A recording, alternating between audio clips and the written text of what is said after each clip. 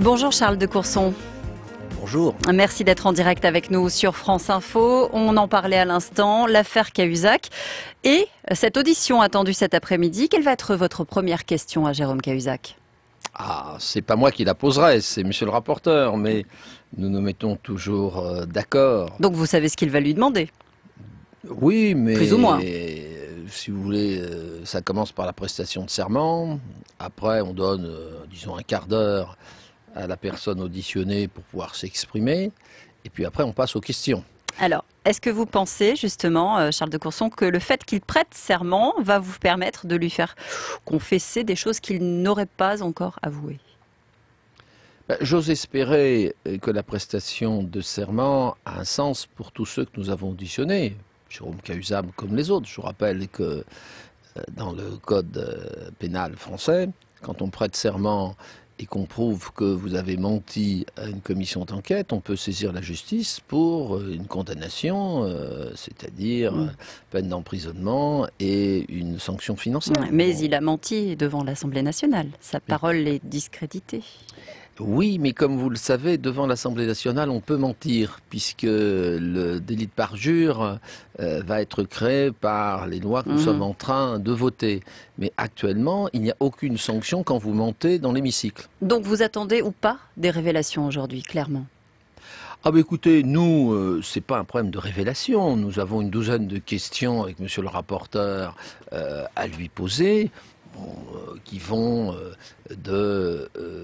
quand est-ce qu'il a ouvert, fermé, transféré son compte? Parce que pourquoi nous avons besoin de ces informations? Parce que nous voudrions comprendre pourquoi les autorités helvétiques ont répondu négativement à la demande de renseignements faite par le directeur général des finances publiques. Vous voyez. Ça signifie que vous avez aussi un doute sur les complicités, je vais employer le mot complicité, dont il a pu bénéficier au sein du gouvernement, voire à l'Élysée?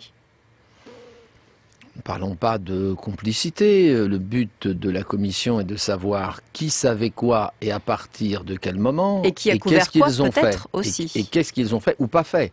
Vous voyez, donc on a bien progressé sur le degré de connaissance et les contacts grâce à toutes les auditions. Et puis après, il y a est-ce que la réponse a été appropriée? Vous avez, si mes souvenirs sont bons, dès le départ expliqué qu'il s'agissait aussi d'établir s'il y avait eu dysfonctionnement entre le moment où l'affaire a été révélée par Mediapart et le moment où justement on a réellement agi dans le cadre de ce dossier. C'est l'objet même de la commission d'enquête.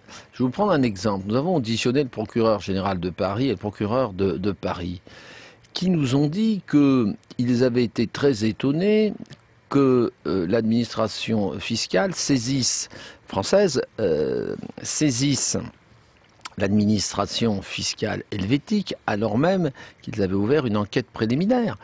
En droit, nous avons vérifié, ça n'est pas contraire au droit.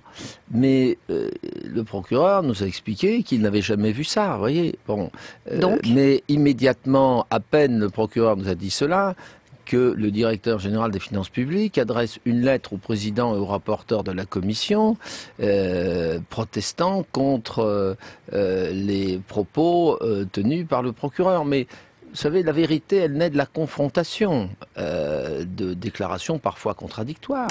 Il y a un ancien cadre de la Banque Rail qui a fait aussi des déclarations fracassantes, Pierre Condamin-Gerbier, témoin dans l'affaire Cahuzac. Il affirme que d'autres personnalités politiques détiennent elles aussi des comptes en Suisse et que finalement Jérôme Cahuzac n'est qu'un fusible. Ça aussi, vous allez le lui demander?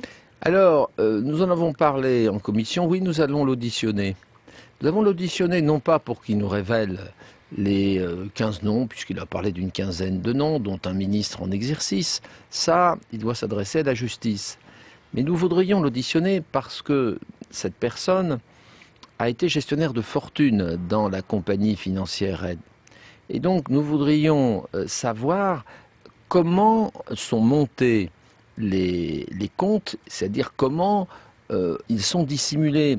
Vous savez que dans toute la littérature sur la fraude fiscale, il y a deux grands systèmes pour dissimuler son compte en Suisse. Soit d'avoir une fondation dans un autre pays, notamment au Liechtenstein, ce qui fait que quand vous balayez, vous ne trouvez pas puisque ce compte n'est pas détenu par Monsieur X ou Madame Y, il est détenu par une fondation située au Liechtenstein. Et puis, l'autre moyen, c'est ce qu'on appelle le compte omnibus ou le compte global, oui. C'est-à-dire que vous avez un homme d'affaires, parfois une femme d'affaires, mais c'est plus souvent un homme d'affaires, qui ouvre un compte et avec des sous-comptes. Donc quand on balaye, on trouve le nom de l'homme d'affaires, mais pas le vôtre. Il semblerait, en l'état actuel de nos recherches, que c'est probablement un mécanisme de ce genre. Donc on va interroger Jérôme Cahuzac sur quel était le montage qu'il avait adopté. Dernière question sur cette affaire, et puis on parlera du dossier de Tapie. Est-ce que vous avez réussi à obtenir tous les documents administratifs que vous souhaitiez? Il m'a semblé entendre un député qui siège à la commission dire qu'il y avait une certaine omerta de la part de l'administration fiscale. Écoutez, pour ce qui concerne l'administration fiscale, à ce jour, nous avons obtenu ce que nous souhaitions. Comme vous le savez, le secret fiscal est opposable aux membres de la commission à l'exception du rapporteur. Donc le rapporteur peut aller consulter et Alain Claes, puisqu'il s'agit de lui, a eu et a pu consulter les informations qui sont couvertes par le secret fiscal. Après, le problème, c'est l'utilisation des informations ainsi obtenues. Alors, vous avez été un des premiers, Charles de Courson, à intervenir dans le dossier Tapie pour dire qu'il ne fallait pas aller vers l'arbitrage. Aujourd'hui, Bernard Tapie est en garde à vue, son avocat également. Vous pensez qu'il est chef de la bande organisée ?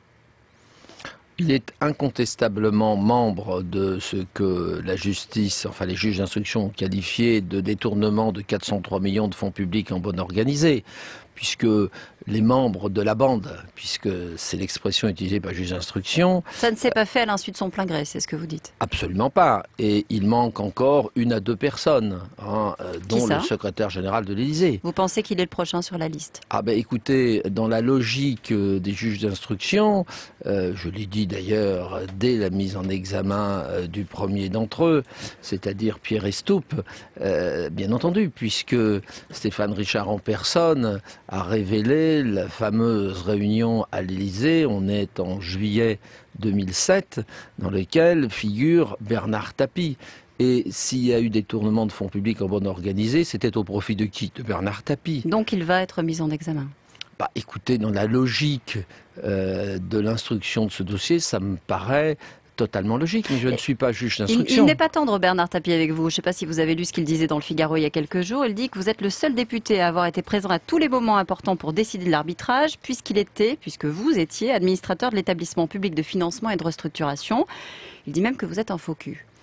Absolument, mais moi j'assume totalement mes votes. Premièrement, M. Tapie ment quand il dit qu'en octobre de l'année 2007, j'ai voté pour le recours en arbitrage. Je tiens à votre disposition le procès verbal, puisqu'il est classé secret d'État, mais il ne l'est pas pour défendre mon honneur. Je n'étais pas présent. Donc, s'il connaît le règlement intérieur de l'EPFR, on ne peut pas voter par téléphone. Je l'ai rejoint par téléphone, j'ai fait toute une série d'objections, et j'ai réussi d'ailleurs à faire durcir, puisque quand les représentants de l'État, qui étaient 3 sur 5, ont dit qu'ils avaient des instructions écrites du ministre de voter en faveur de l'arbitrage, l'affaire était réglée. Et donc, je me félicite d'avoir fait cela. Deuxièmement, M. Tapie ignore probablement que l'année suivante, lorsqu'il y a eu le débat sur le recours, est-ce qu'on va en recours en annulation devant cette scandaleuse décision d'arbitrage, j'ai été le seul au conseil d'administration à voter pour, car ce jour-là, j'étais présent physiquement. Merci Charles de Courson pour ces précisions sur l'affaire Tapie et aussi sur la commission parlementaire dans l'affaire Cahuzac. Il est 8h26.